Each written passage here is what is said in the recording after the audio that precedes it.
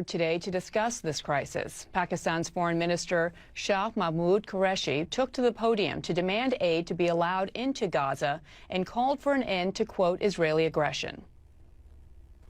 A just solution for Palestine is imperative for the maintenance of regional and global peace and security. Clearly, the onus for restoring peace rests on Israel. And the Pakistani foreign minister joins me now from New York. Mr. Minister, thank you so much for joining us. It has been a very busy day. From your end, do you hear any talks about a possible ceasefire coming anytime soon? I am convinced the tide is turning. I am convinced the public pressure, the pressure of public opinion is mounting, and ceasefire is inevitable. Israel is losing out. They're losing the media war despite their connections. They are losing the media war. The tide is turning. What are their connections? Deep pockets. What does that mean? Well, they're very influential people. I mean, they control media. I would call that an anti-Semitic remark. Well, you see, the point is they have a lot of influence. And they get a lot of coverage. Now, what has balanced that is the citizen journalist who has been reporting, sharing video clips, and that has jolted people, and that has woken up people, and people who are sitting on the fence are today speaking up. Do you see how in different capitals of the world, in London, in Madrid, in Michigan, Chicago, every place, from Sydney to the European capitals, people have come out and saying, put an end to this insanity. They're calling for an immediate ceasefire. Now, the Security Council has failed in forging a joint statement and coming out with a joint statement and forging a consensus. The General Assembly today is giving a clear message to the Security Council. It is your prime responsibility to ensure peace and security. Please live up to the UN Charter. But, Mr. Ambassador, can we not separate the fact that there are calls for peace and for equal human rights for both sides, for Palestinians and for Israelis, without anti-Semitic talk and rhetoric? And we are seeing an increase in anti-Semitism throughout the world. Many of these protests are showing signs and images of anti-Semitism as well. Shouldn't you be condemning that? I will not justify any rocket attacks, and I cannot justify and I cannot condone the aerial bombardment that is taking place. But what about anti-Semitism? And what about Hamas's role in stopping the rockets? I am saying when you do not engage, when there are no negotiations, when there is occupation, when there's genocide, when there's war crime, when there's ethnic cleansing, then an extremist element takes advantage of that situation.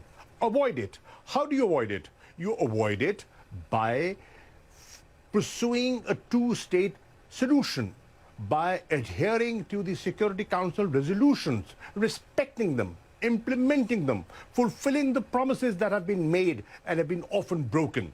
So I believe that the answer is Israelis and Palestinians living side by side in peace, and it can only be done through a two-state solution, through negotiations, by cessation of hostilities, and a ceasefire is the first step in that direction. Does that include condemning anti-Semitism and condemning statements? I am not justifying any of that. You began this conversation. I am so sorry. There's so many things I want to talk to you about, but I personally am offended as a journalist. You began this conversation by saying that suggesting that Israel has, quote, close friends and powerful friends in the media. That is an anti-Semitic trope. No. What I'm saying is the perception. Look at the perception the world has. You cannot ignore that, ma'am. But that's a wrong perception. Could be wrong, but that's the perception. Negate it. Well, negate it. By giving a balanced coverage, negate it. The onus is not on those who are being accused of things that aren't true. It's on people like you in powerful positions to say that that's wrong. Well, what we are saying, what is wrong, and I'm not shying away from that. What I'm saying is this insanity must come to an end. We must promote dialogue. We must sit and talk, and we must promote peace. Israelis and Palestinians, everybody has a right to live. They have a right to protect their children. Look at what's happening. 230 innocent people have been killed. More than 50,000 people have been displaced. 50 schools have been bombed. Hospitals have been targeted. Red Cross has been targeted. The AP office, media outlets have been targeted. And what they're saying is, okay, if you think there was Hamas presence there, why don't you have an independent investigation? Well, I believe that Israel did provide in some information and shared intelligence with the U.S. But let's go back to the other side, because there are obviously Israeli casualties as well. And I keep bringing this up because if you're going to be an honest broker, then you have to approach something like this objectively. And that doesn't seem to be the place where you're coming from. Well, I am objective, and I would want to be objective. Loss of life, I will not condone. Every life, every human life is important to me. And what about you can agree, we can agree that Palestinian lives and Israeli lives are equally important? They're important. Yes, they are. So let me move on to another area, and that is the Uyghurs and the Muslim community there, and some 2 million Uyghurs. Many in the U.S. and many other countries around the world are calling their treatment genocide. And I'm wondering why we're not hearing the same from your government. Well, my government has always spoken with frankness. China is a very good friend of Pakistan. They've stood by us through thick and thin, and we have means of communication, and we use our diplomatic channels. We do not discuss everything in public. But China being your friend aside, and I know China provides a lot of aid, you can't just turn a blind eye to human rights abuses in one country. Nobody when we've is. spent. Nobody is. So is something being? Are there discussions behind the scenes? Is your Prime Minister, Prime Minister Khan? Ma'am, there's always a way of doing things, and we are not oblivious of our responsibilities. So what needs to be done then? To the Uyghur community around the world that is listening to you spend a lot of time talk about human rights in Gaza, question about their same legitimacy to human rights as well. Well, we have been advocating for human rights, whether they are in Gaza or in Indian-occupied Kashmir. Look at the atrocities that have been committed in Kashmir. Does the world talk about it? How many people have talked about it? Let's be fair. Let's have a fair assessment of how much coverage has that got. Mr. Ambassador, I do want to turn to the pandemic, and we'll end. I'm not ambassador. I'm sorry, Mr. Foreign Minister. Let me turn to the pandemic and ask about the latest wave that we've seen in your country, in Pakistan. We've seen an increased number of cases there and deaths. What is being done? How alarming is that? And what does your country need to help in this fight?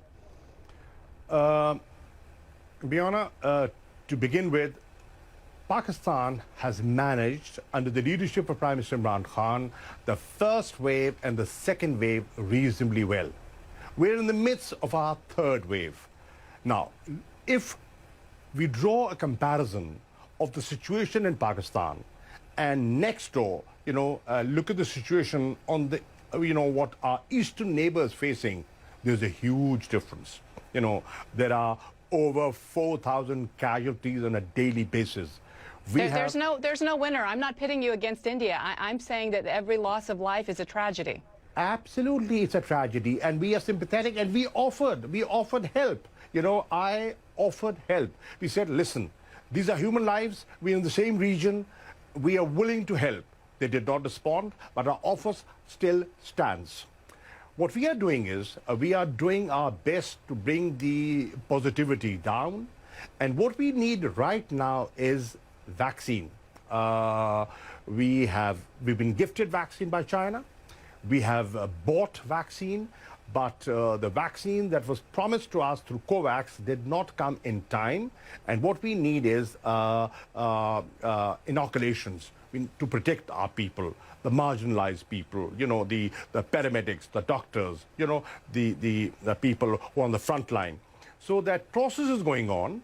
The numbers are increasing, but we need help. Mr. Foreign Minister, thank you so much for your time. I would just ask you personally to please avoid using anti-Semitic tropes that you used at the beginning of our conversation. I think they are very... I have never been anti-Semitic, and I never will be. Okay. We'll leave it there. Thank you so much.